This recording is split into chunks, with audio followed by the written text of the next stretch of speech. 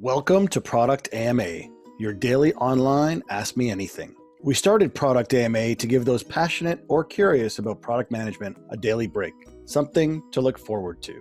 The format is 1 hour in length, weekdays at 3 p.m. Eastern. The first 30 minutes will always be a guest and a featured topic. The last 30 minutes is devoted to you, the audience, to ask your questions.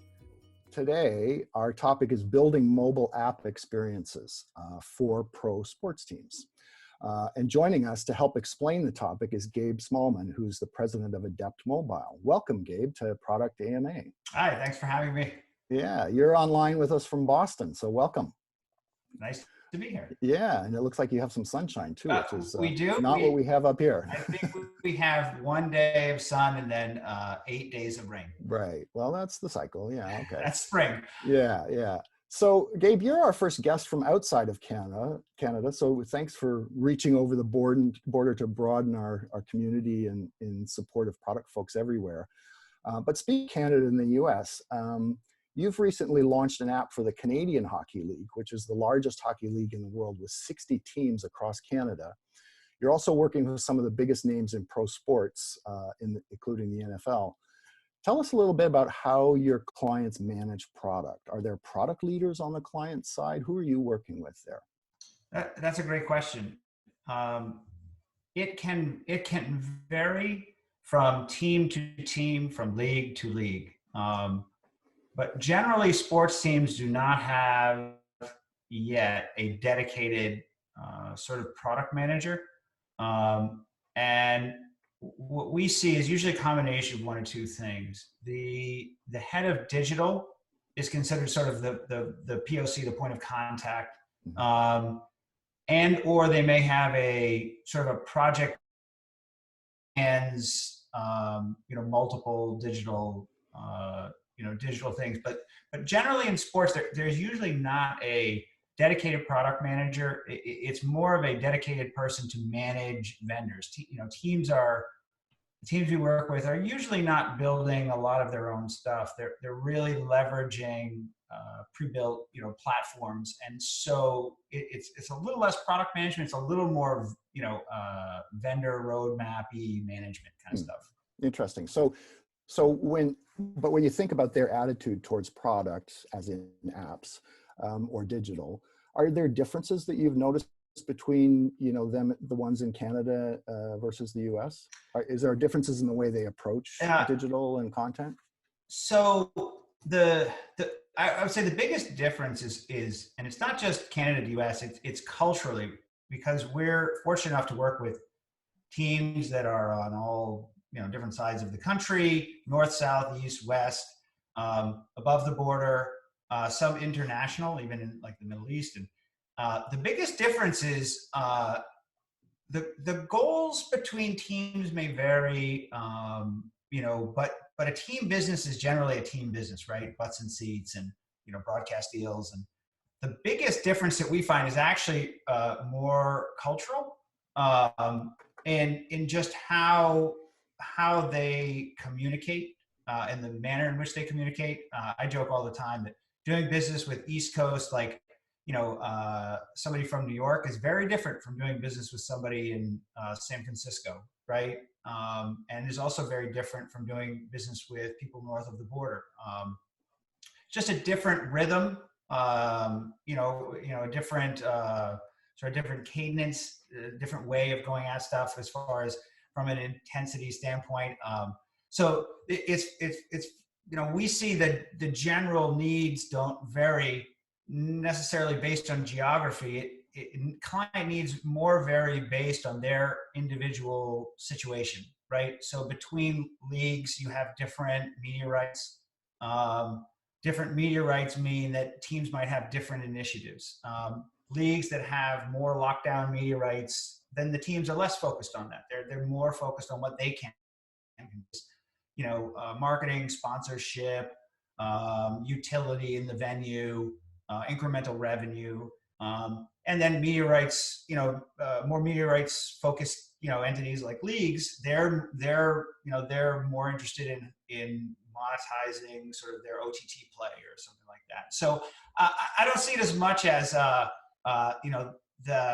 from north to south kind of thing. I see it as culturally, it's more just region, and then it's more of a slice on, what league you're in, and that often drives what a team will focus on. And then there's even more of a segmentation of it. Teams will vary. Some teams care about seats because they need to fill seats. Other teams are very blessed. They have waiting lists, so they are not focused on seats. So we find that one of the challenges of our business is that while we're in sports, Team A and Team B may have really different objectives. And so from a product standpoint, you really have to take into account that, you can build all of these we've got all these great ticketing features that'll help you resell tickets and you can market them. And they're like, that's great, but we're sold out and we have a waiting list. So really that doesn't matter to us, right? So I hope that kind of answers. Yeah, no, it makes a lot of sense. I think, it's partly, as you say, cultural and how different communities sort of interact with their sports teams or they treat sports, so I can appreciate that for sure.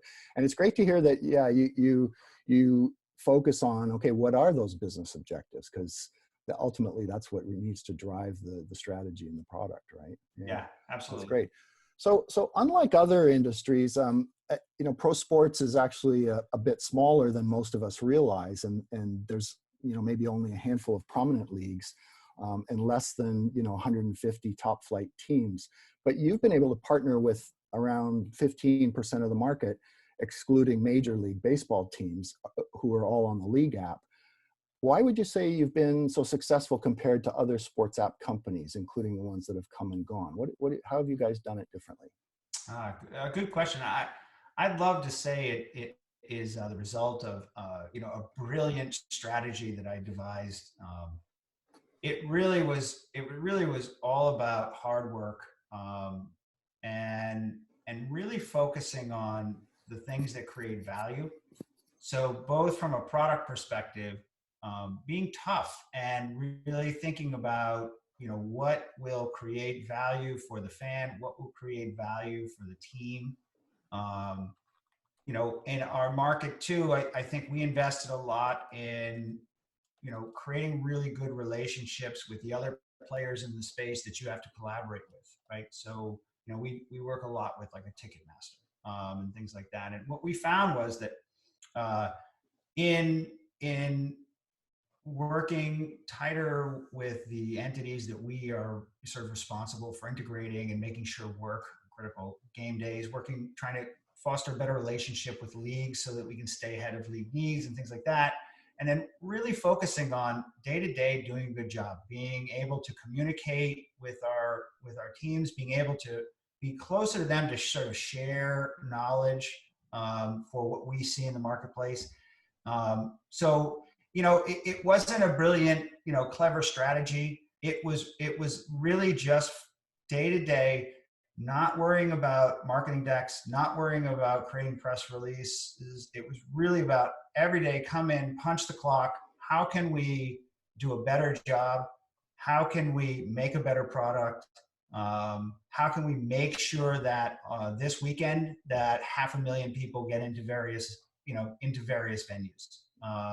And so, as I look back at it, it was a little more of an infantry strategy because we couldn't compete with some of the competitors, some of the people that were out there that had powerful boards and lots of endless money that we didn't have. So it was the strategy. We kind of sat down and said, listen, what can we do, right? And we were fortunate that many of the teams that we worked with saw the value in that, and they really sort of invested in us through that period. And now I think we're sort of benefiting from that. We've come out of it with a good group of we call them partners, and those partners are investing in us. And now it's really upon us to sort of take our business to the next level. And as we sort of move in and turn our platform into that future thinking device that they need to connect and monetize and personalize. Right. Nice. Yeah. I think I want to come back around to sort of how the platform works and how you focused on that. But let's first talk about, engagement. I mean, obviously that's one of the big objectives in the digital work that you're doing with these teams, and that engagement or media drives so much of the engagements with the sports fans. Here in Canada, it's TSN and Sportsnet, and in the US, certainly ESPN is a leader, and so many others are going after them. So you're focused primarily or exclusively on apps for sports teams. So what is it about a sports team app that creates that engagement or that special utility for the fan? How is that different from other apps? So sports teams have a competitive advantage, right? They are the brand that people often want to associate with. They also have some competitive advantages, especially in teams that, in many cases, it is the primary way you get in the venue. And on top of that, I think what we've seen is a lot of teams investing in sort of storytelling, brand growth, and so with those advantages, we teams can get on decks, and there are lots of sort of we like to think of what we do is we have sort of a box of tools, and in that toolkit, teams can use those to sort of draw people in, to get the app installed, to engage in various ways. And there are ways, some people some people teams have invested in lots of podcasting. Some teams are very, very forward thinking in how they create great, interesting short form content by leveraging their access to the players, which I think is, we're seeing that right now. I have seen a lot of content come out in the last couple of weeks, which is really content like that I really have enjoyed. It is somebody calling a player at home who's, waiting it out, so to speak, and creating just like this one-on-one connection, just like a casual conversation, sort of pulling down the veil of, the formal PR where you go on the podium and you get asked the questions, and these are professional athletes. They're not professional PR people. So they're already at a disadvantage where they're uncomfortable. But now you're reaching out to these people in their own home where they are comfortable, right? And they're talking about things that are, like, hey, what are you doing for fun, right? Like I heard I'm playing a lot of Madden with my friends. But it's creating really neat content. So it's kind of, there's content that the league can help provide. We did the NFL this year. We did a sort of a partnership deal with the teams and the league where the game streamed if they were in the local demo, and it was a huge win. Massively popular, drove downloads like crazy. Fans loved it. Was like a win-win for everybody, right? So there's one form of content. Well, we're not playing games now, so we got to come up with other content, which is, hey, what are the players doing now in the off season, right? Like, what can you create content around, and how could we help? And then, we see people getting out of the box and creating other ways to engage, contesting in preparation for the, scene.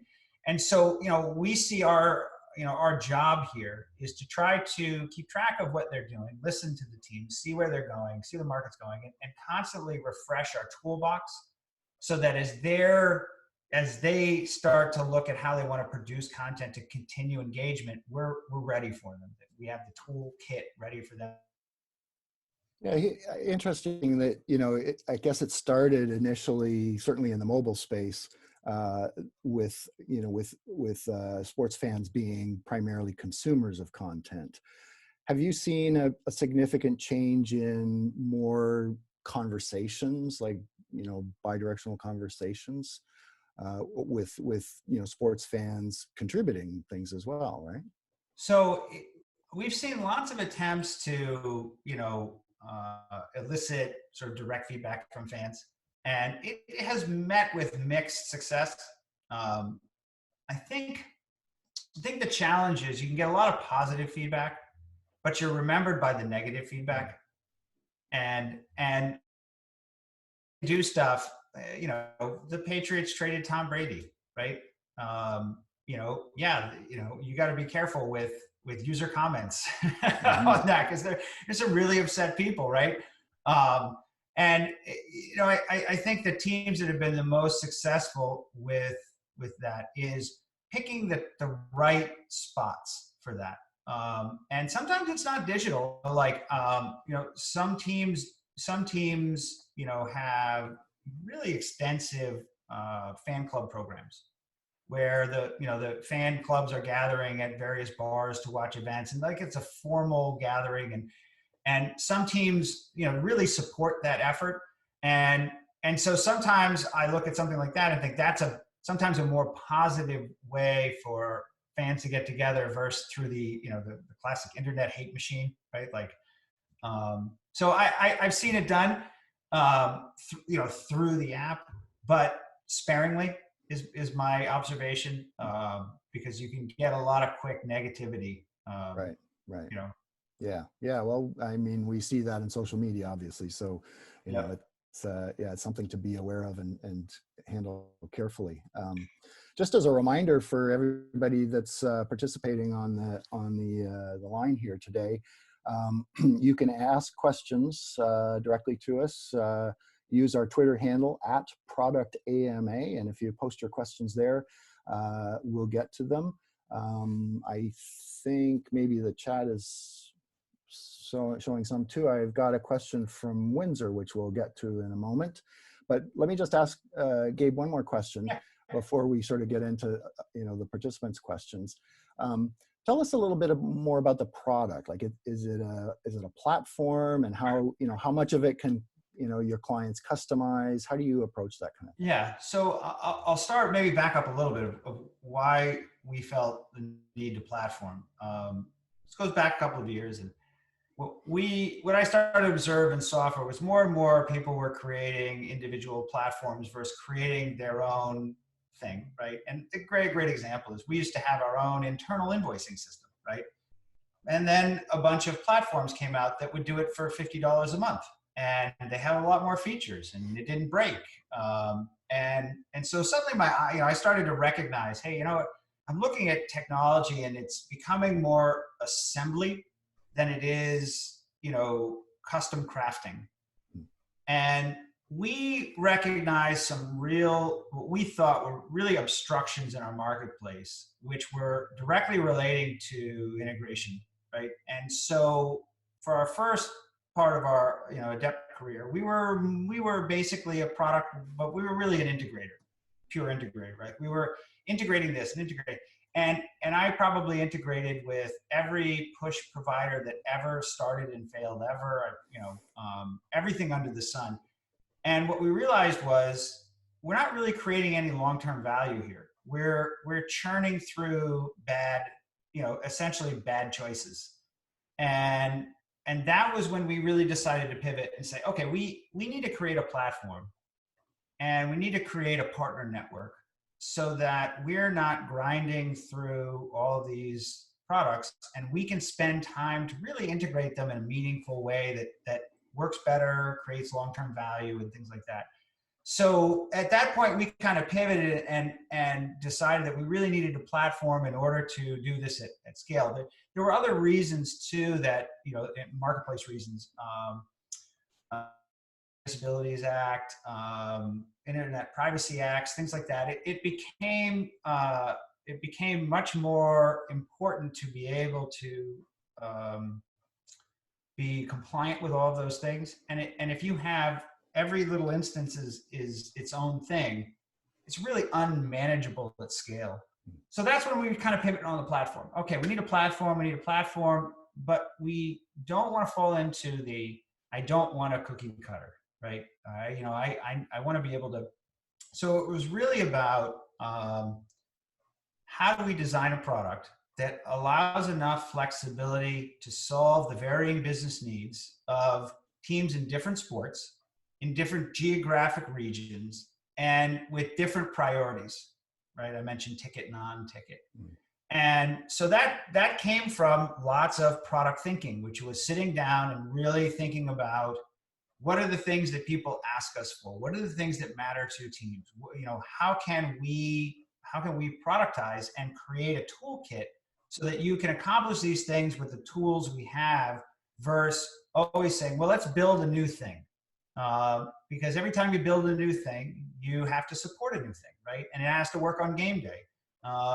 And so, what we really came to was, we want to be an assembly of the best in class services. And our job is to provide the core service of the UI that maneuvers the person around, that delivers on the league requirements, sort of the minimum viable stuff like, content, stats, schedules, ticketing, and then solve the additional needs for, business intelligence and push and gaming and, stuff like that, with finding best in class partners. And what started to happen was, originally there was this many of them in the marketplace, and then slowly this happened.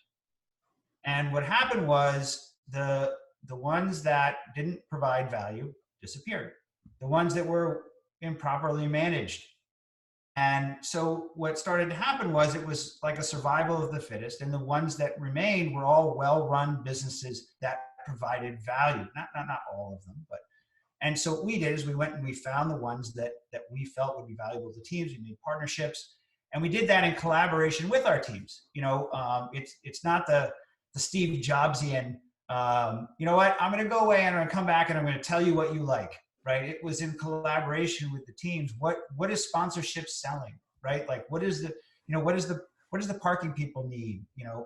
Those type of things, and putting them together. And then our job, once we find a good partner, is to give them a good framework to live in that sort of maximizes the value of what they do. And we talk about this all the time.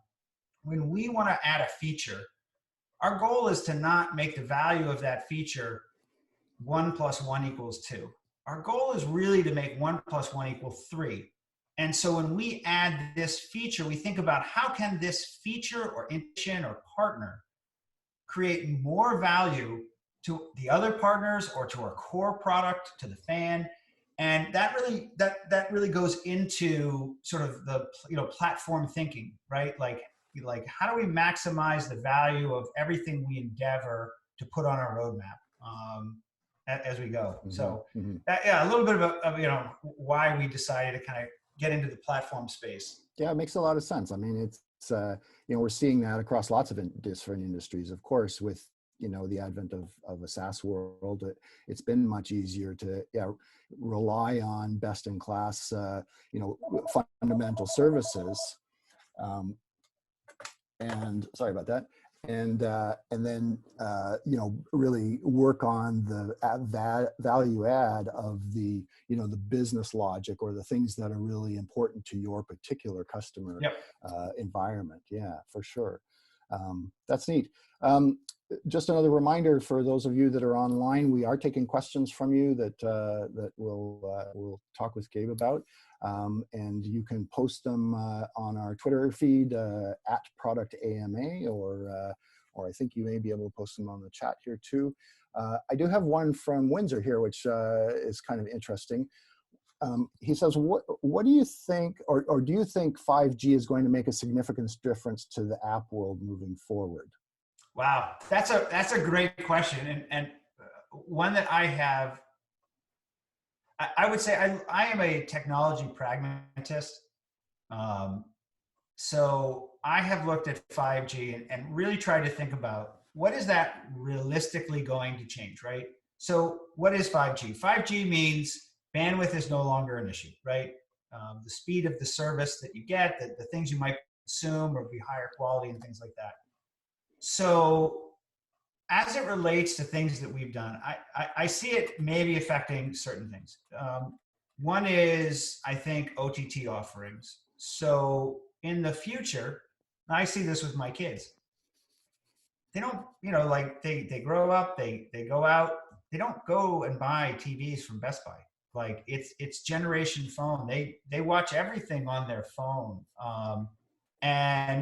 And so, I kind of think of it as we see leagues, I think we're going to start to see leagues partnering more with teams to help drive the OTT offerings. So I think 5G could be conducive in the sense that you can now watch HD sports anywhere. I think it's going to be a big boon for the streaming services. and especially the ones that I think cater to some of the niche verticals where younger generation is out on the fly, and there's a guy who's, they want to see a wrestling match from their alma mater, and it's in HD, right? As it pertains to non-live and stuff like that, I think it's incremental. Yeah, the video could be higher quality. Using utility features at the venue. I can tell you that, the number one thing that kills mobile engagement is speed, right? Google figured that out really early. They were like, oh boy, like if you make a mobile user wait even a couple of seconds, it's like the kiss of death. So I think it's incremental to the venue itself, as far as any feature that you might want to use, be it I need to pull up my tickets, so I got to pull up the app, to I want to order something to my seat. I think anything that can speed that up is going to enhance the overall experience. And so from that perspective, I think 5G is a good opportunity, especially because man, there are still a lot of venues that don't have really, really solid Wi-Fi. And to me, 5G might be the solution for a lot of those venues, to just not again in that technology and just go straight with, essentially point-based 5G in a venue. Mm-hmm. Neat. So let's talk a little bit more about the product. Tell us about some of the maybe more unusual or forward-thinking kind of features or issues you've dealt with. Like, what comes to mind is there anybody thinking about engagement between fans, that sort of thing? Sure. So I would say one of the bigger initiatives these days is using data intelligently to drive the experience. And so we've seen kind of the market evolve, and this is probably the same market in all businesses. There was a period when everybody was like, I think data is going to be really important, and collecting it and storing it is now cheap, right? So we should do that. And so there's a whole phase where everyone was trying to collect data, even though they didn't exactly know how they were going to use it. Then there's the phase of, okay, we've got the data. Now we need to figure out how to look at that data to create business value, right? And not necessarily in the apps case. It can be in many cases, many different facets of the business, right? Now we're entering the sort of third generation of it, which is, okay, we have learned something from this business intelligence. Now we need a mechanism by which to implement business strategy of that in the application. And so a lot of our current focus on is looking at people that do, sort of generate business intelligence. And from that business intelligence, what can we do to create more value, right? Now, like I said, sometimes business intelligence can be just answering operational questions, like, are we doing a good job renewing season ticket holders? Or what are key events and season ticket holder life cycles that are bad, and stuff like that. And that's one aspect of BI. There's another aspect of BI, which is trying to influence, a fan's behavior, right? And I'll give you the most basic example. If you're advertising something to a fan, you want to put an intelligent ad in front of the right person. So let's say I'm a season ticket holder, and there's some sort of offer going on for season ticket holders. Well, it is hard to get people to look at advertising. So you have very limited space. When we run that campaign, we want to make sure that just the season ticket holders are seeing that campaign, but say you see a completely different campaign because, essentially it's of no value to you because you're a season ticket holder, right? So being able to sort of slice up that segmentation and let that, in many ways, not just for an advertising perspective, but permeate through the app, is sort of a big, big product focus of ours. And it's not just in our space, it's in all spaces, right? Like, how do we use, business intelligence to drive, value for the brand and the fan and stuff like that. It is, I think, especially important in sports, given the nature of the relationship with the fan and their brand app. And so, in a lot of the work we're doing, we're really focusing on how do we get from business intelligence into tool sets that allow you to leverage that investment you've made. And it's complicated because I'd love to tell you that every team in North America is using the same business intelligence tool, but the answer is none of them. So it gets compounded, which is how do you make a product that can leverage different business intelligence engines, right? And so it adds an extra sort of product challenge, because the answer is not, well, let's just integrate to all of them, right? Well, I'd be 20 in. You know that the technical debt of trying to maintain that that integration would crush us, right? Keeping up with them, and so it's figuring ways, like with sort of product strategy on, okay, if we can't do that, how do we make it so that it isn't hard for a team to be able to couple the two, right? And so those are some of the key product things that we're working on. That's neat. Thank God for APIs, huh? Yeah. and yeah, exactly. And data standards, passing stuff, right? Exactly. Yeah. We've moved past the XML SOAP days thing. Right. Thank goodness. Oh man. That's it's not surprising that that they would that the industry would be fairly quick to adapt to data, using data. Think back, like, what is it, Moneyball? Like that really changed the way people thought about using data and to actually improve performance and that sort of thing. Yeah. So not surprising, and good to hear that. Yeah, they're using it. That kind of theme is evolving throughout the product industry. That more and more product managers or product people are really leveraging the data and in a smart way. Yeah, so that's cool. I've got another question here from Kamal, who says, how do you navigate through the ongoing changes to the Apple App Store and the Google Play Store policies with multiple clients on the same platform? So good question, and one that's very challenging. Both stores change constantly, and unexpectedly. A great example is we were about to spin an app that had a release time that was very important, and Google decided to basically change their policy.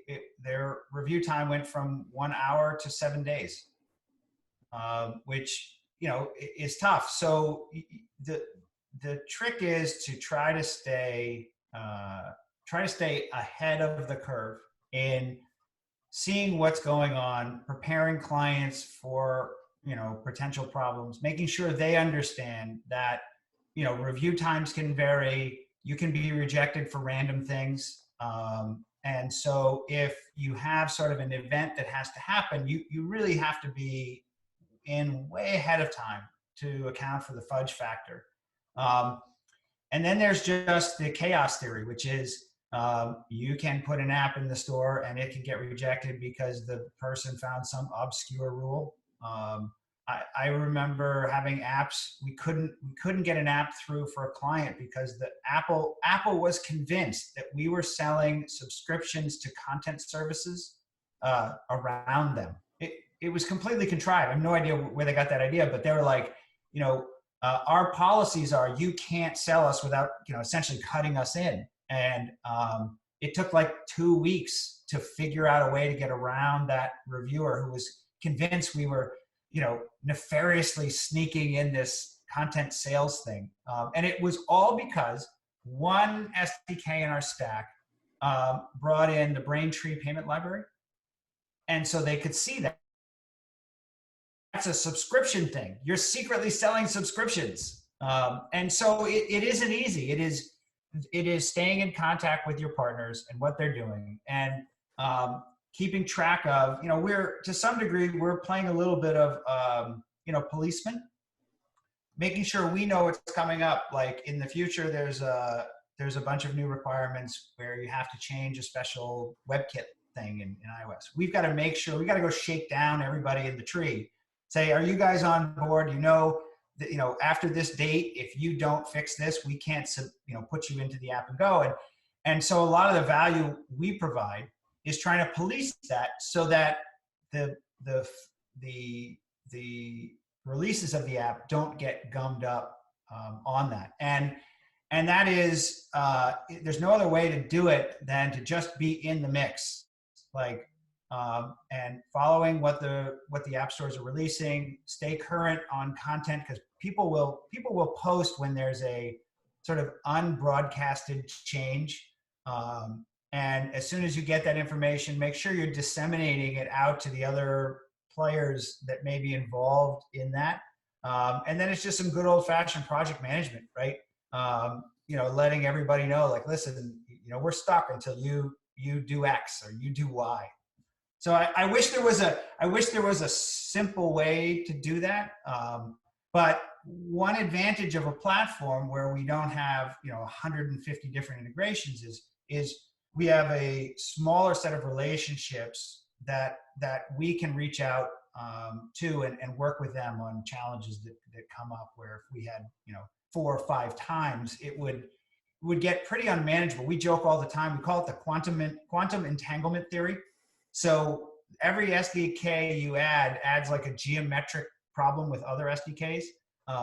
And so, you know, not having, you know, everyone and their uncle in there, and people that have good companies and good understanding of technologies that can fix their stuff can, you know, help. So it matters. Pay attention, keep track of what Apple and Google are doing, pick good partners or good services to use in your SDK that are updating constantly, because, you know, they too have to update, whether you're using a push provider or a tracking provider or whoever it is, right? They have to keep up pace with what the stores are requiring as well. Yeah, nice. That's great.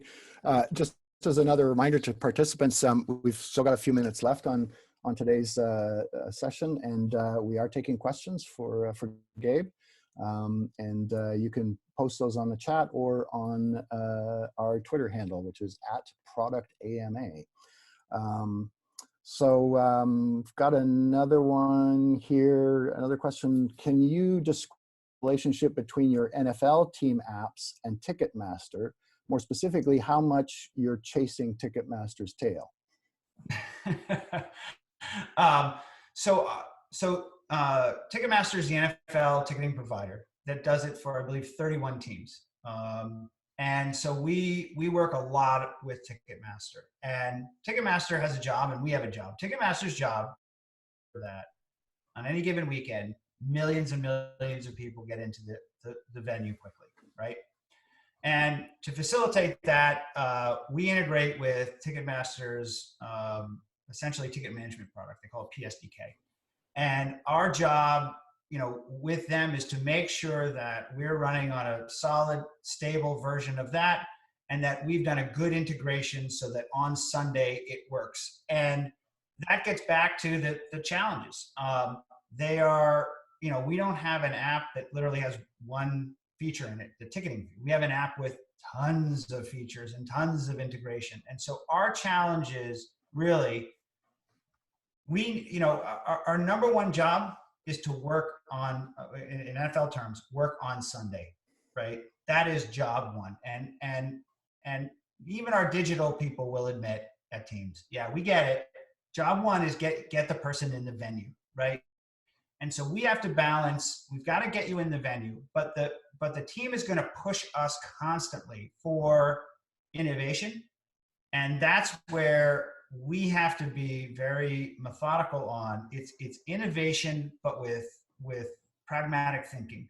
Because what we can't do is we can't endanger the most critical thing the app can do, is just get the person into the venue. So, and again, that gets back to communication that we have, and we enjoy a great relationship with Ticketmaster, and we have great contacts with Ticketmaster that help us work together and collaboratively move the ball forward. Because it's not just we have to follow Ticketmaster. Sometimes Ticketmaster has to help us solve problems for other important vendors in the stack because of you know, new features that they might be coming out that are really important to, let's let's say a venue service or things like that. And that's again where I think it's tough if everybody's holding everybody at arm's length. It is a really tough slog.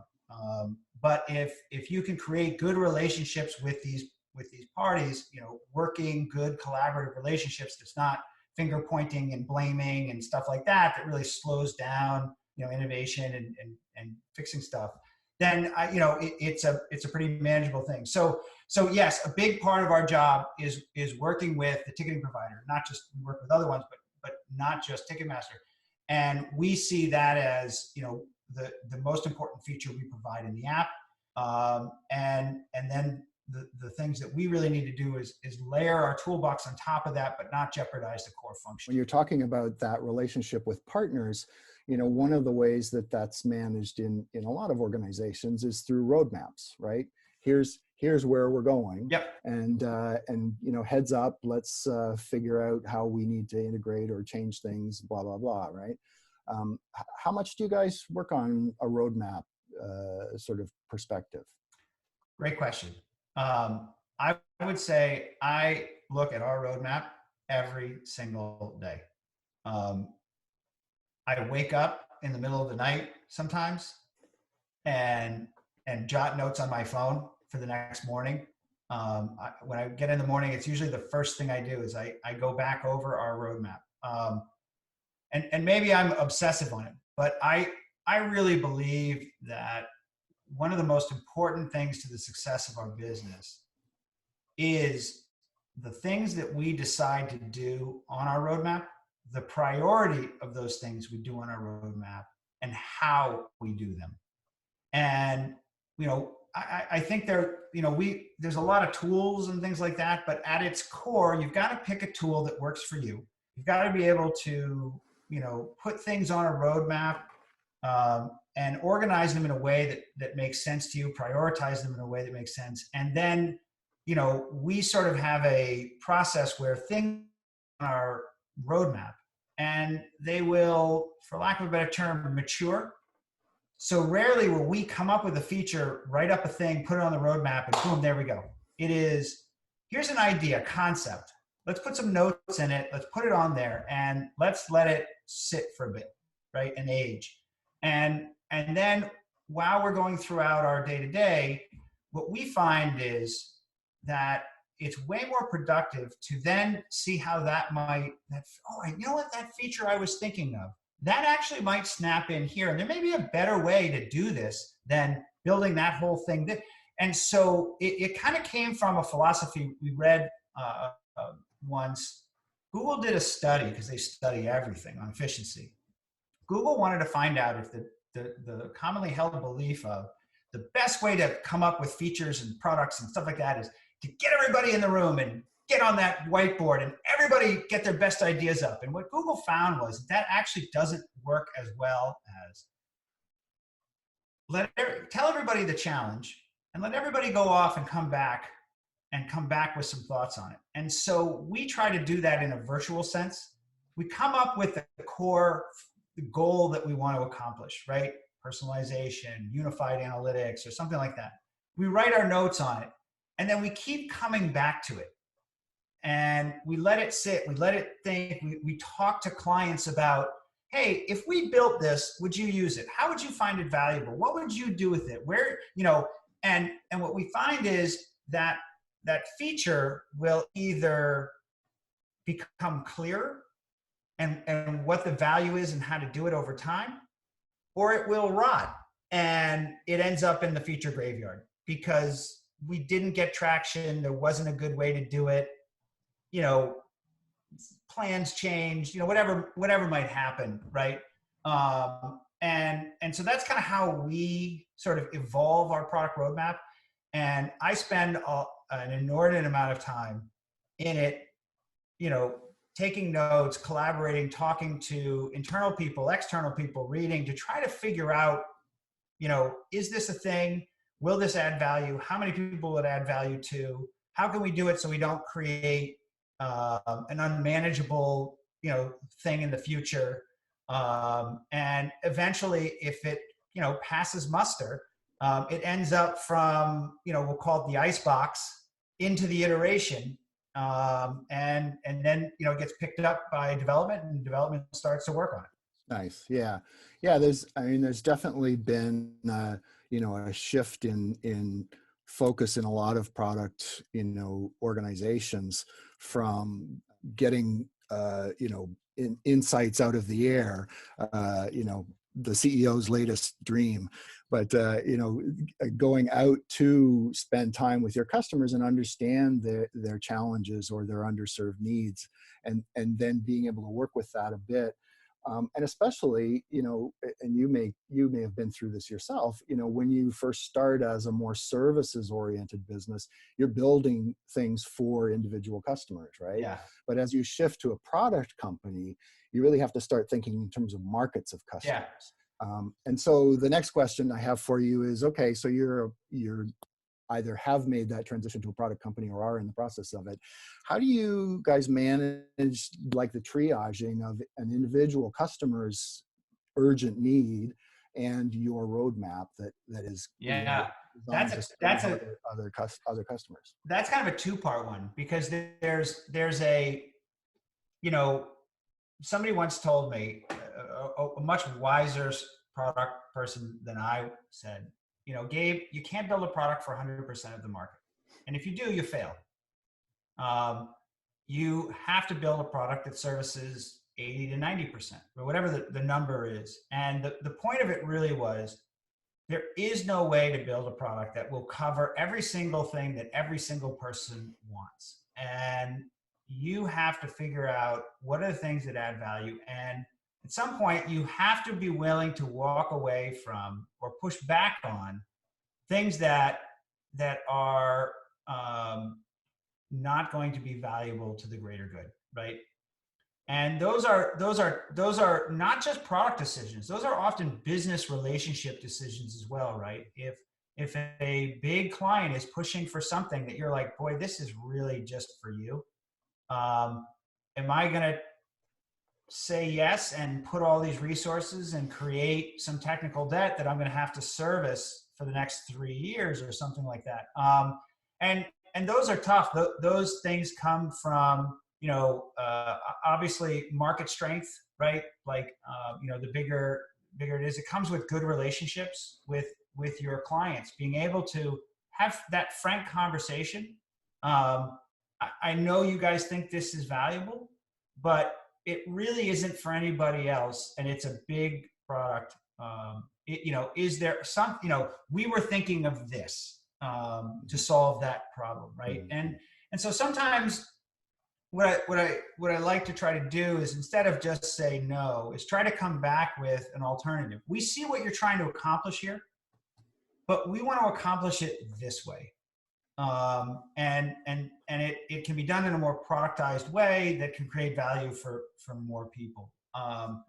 And so, in that, it is sometimes having tough conversations where, you have to you don't want to say, listen, we can't build that. That's, people who are paying you money don't want to hear that, right? Right. But if you always say yes, you will end up top heavy, and then you service no one. Right. Yeah, no, those are tough choices for sure. And I think you're right that shifting the conversation from a specific feature that they think they need to more of what's the business objective that they're trying to achieve, then allows you to come back with, how about these other ways of solving it that might actually be more productizable, right? Yeah. Our VP of experience often says to me, when we get a client, an aggressive approach vector. Hey, I need you to build this, and he does a great job of walking it back to, well, hold on, but before you tell me how to solve the problem, why don't let's start with, tell me what your problem is, right? What are you trying to solve here? What's the goal? And oftentimes we find if we start there, then we end up in a very different place than way down in a pigeonhole of how that person wants to solve that particular challenge, right? And it's sort of, kind of reeling it back. a little bit. And it also, the perspective that I often use is that, our customers or our target customers are experts at their problem. They're not experts at the solution. That's what they're Yes. hiring us for, Yeah. right? Or Yep. as a product manager, that's what my expertise is. So if you can help me understand the depth of the problem, then I can come to you with innovations that you might not have ever thought of. You're exactly right. Right.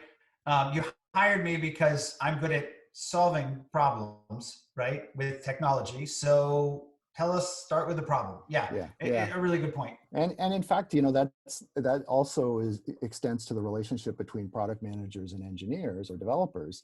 Engineers by training are superb at solving problems if they know what the problem is, right?